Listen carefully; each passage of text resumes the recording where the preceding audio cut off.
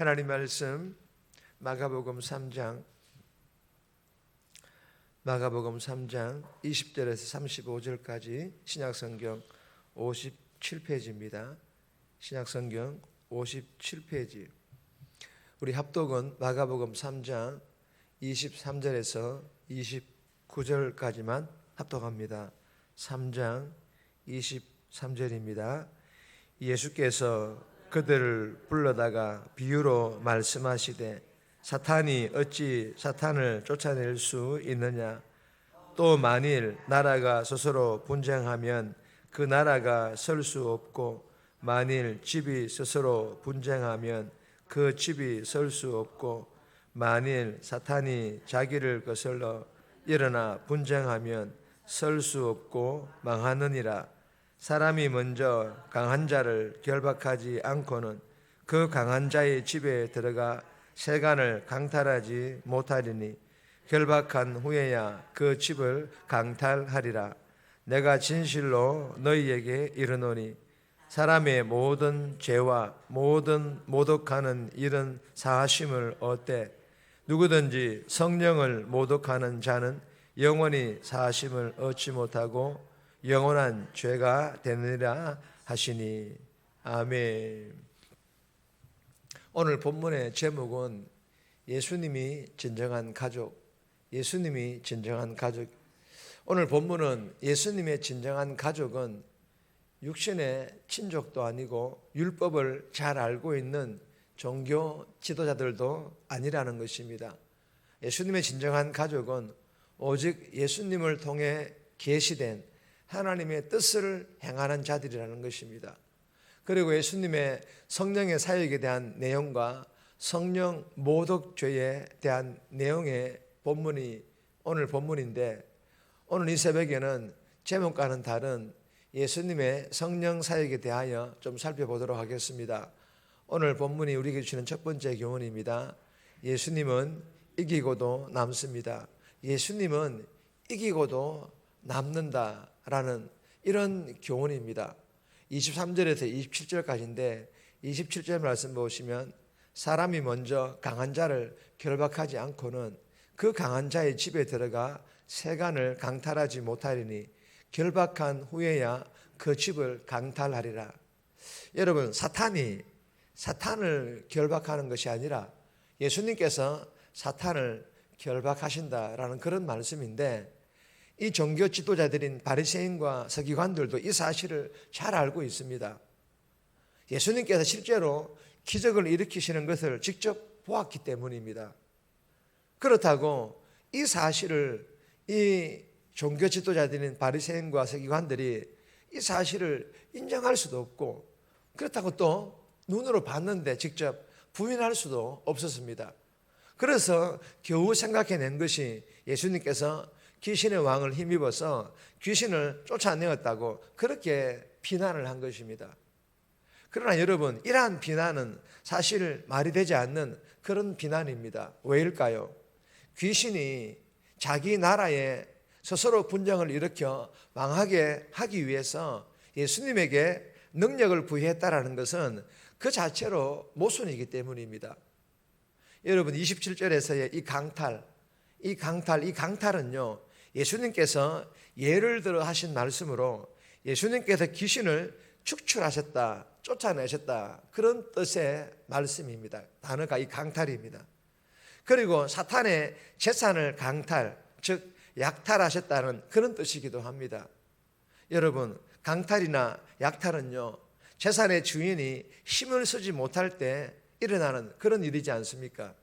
그러므로 예수님께서 사탄의 재산을 강탈하셨다는 것은 귀신의 통치자 사탄을 번번이 예수님께서 결박하셨다, 사탄은 번번이 결박을 당하였다라는 그런 뜻입니다. 사랑하는 여러분, 본문을 통하여 주시는 교훈이 무엇일까요?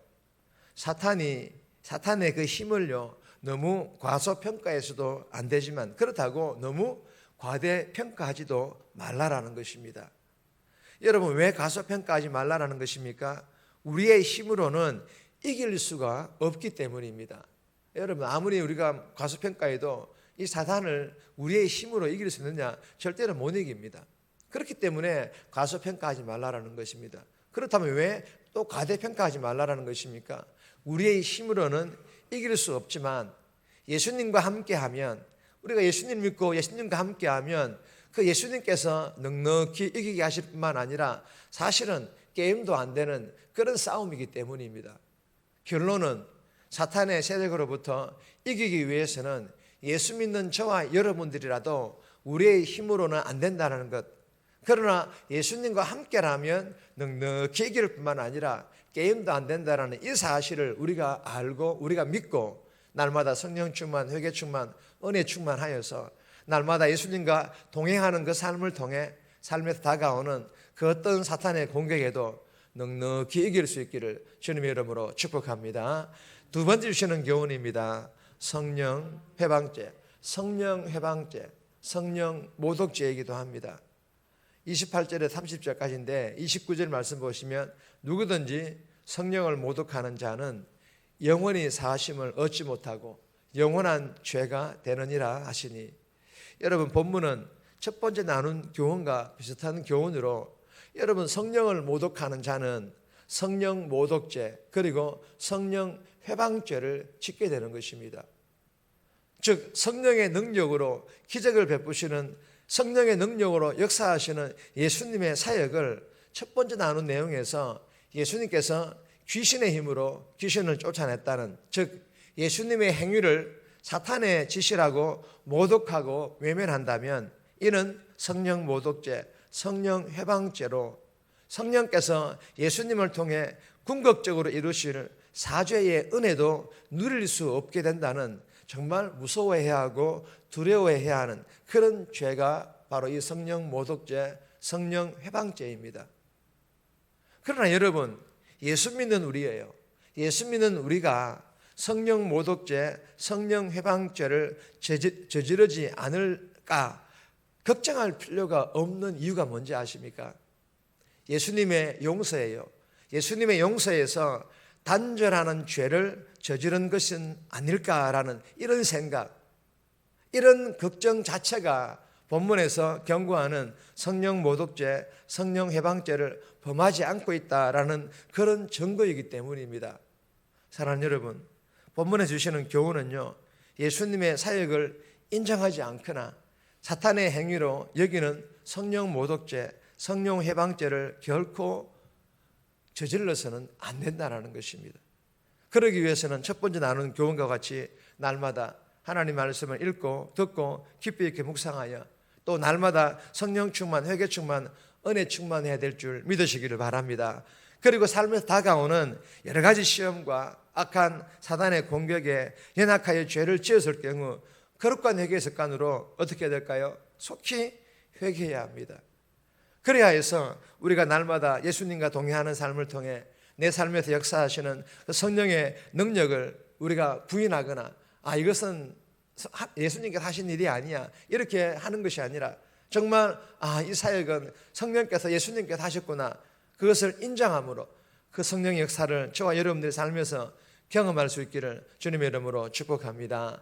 세 번째, 네 번째는 제목만 읽겠습니다. 세 번째, 예수님을 아는 믿음. 예수님을 아는 믿음이에요. 20절에서 21절까지입니다. 네 번째는 순종하는 믿음. 순종하는 믿음입니다. 31절에서 35절까지입니다. 개인적으로 꼭 묵상합니다. 이 네 번째가 바로 오늘 제목이죠. 예수님은 진정한 가족이다라는 이런 내용들이 네 번째 교훈에 들어 있습니다. 꼭 개인적으로 묵상하시기를 바랍니다. 정리합니다. 사탄을 우리의 힘으로 이길 수 없다고 해서 과소평가하지 않고 예수님과 함께라면 이기고도 남음을 믿고 날마다 예수님과 동행함으로 승리하게 해달라고, 날마다 성령 회개 은혜 충만하여서 다가오는 시험과 사탄의 공격을 이길 뿐만 아니라 예수님께서 행하시는 성령의 사역을 인정하지 않는 그런 성령 모독죄에 짓지 않게 해달라고 이 새벽에 기도하며 오늘 하루도 살아갈 수 있기를 주님의 이름으로 부탁드립니다.